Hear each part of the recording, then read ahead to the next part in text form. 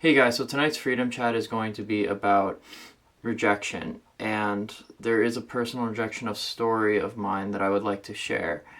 And if you just want to get into my perspective and just the main crunch of what I think about rejection, I will put the timestamps down below so you can just skip to that and completely just blow over the story. Anyway, so this story now, it begins in the beginning of 2019 when I went to Los Angeles for an internship. It was my last semester at BU, and I was hoping that it was going to turn into a full-time job. And when I started at that wealth management firm, I absolutely fell in love with the company for how innovative it was in such an archaic industry like finance. And I dedicated myself to that job, and I have never worked harder at something in my life. Even though I was getting paid for 40 hours, I was working over 80. There were times that I was even sleeping on the floor at night because I didn't want to waste time going home, because I just wanted to sleep and then wake up and keep working on projects. And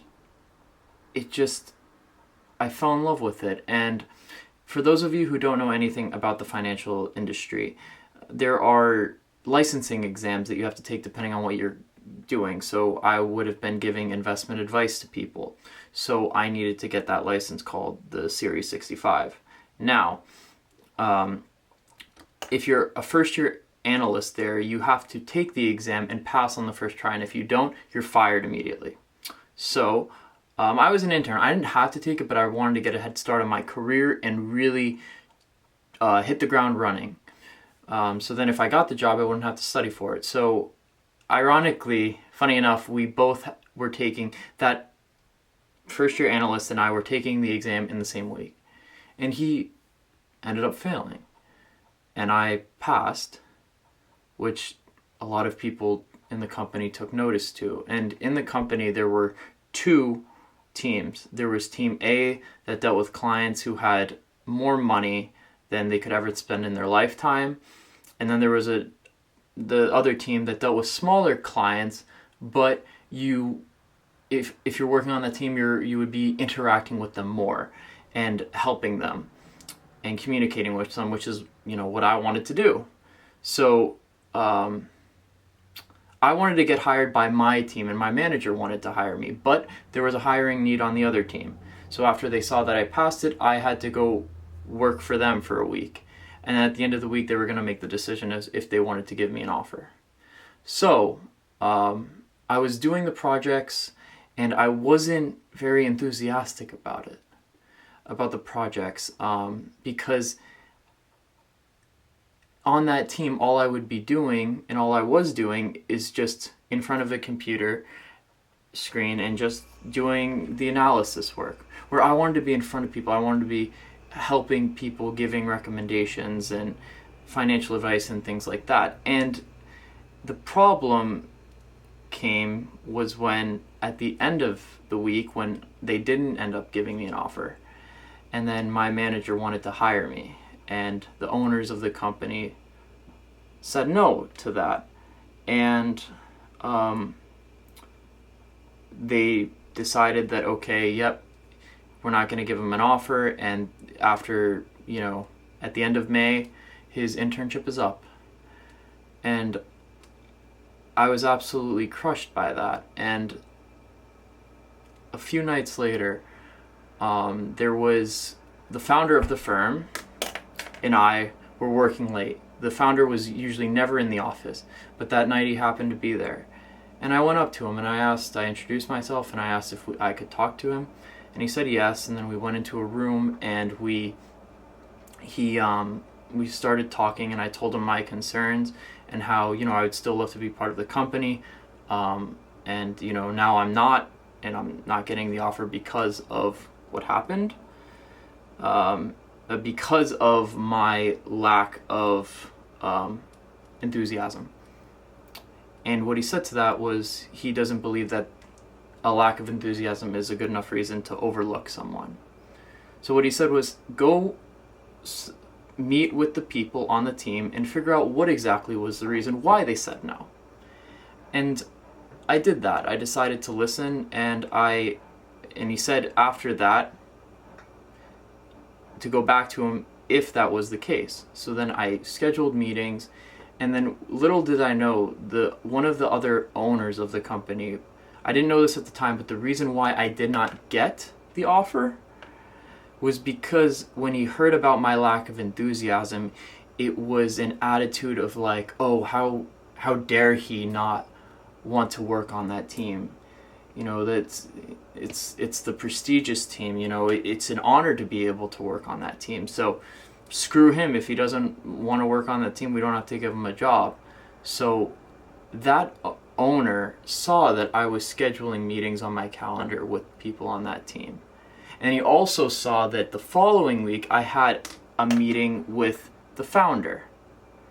And God forbid if I met with them and then I met with the founder, and then if that was the case, that I didn't get it as of a lack of enthusiasm, the founder could change the decision on that, and it could make the other owner look bad. So, as a result, one day I'm walking back from grabbing a drink of water. I get called into a room, and who's in that room? There is the guy who got me the internship, who I have been in communication with since 2017, and my manager who wanted to hire me and who I became very close to. So I get in the room, I sit down, I see in front of me there's a piece of paper and 2 envelopes. And the guy who got me the internship basically said, thank you for all the work that you've done, but today is going to be your last day.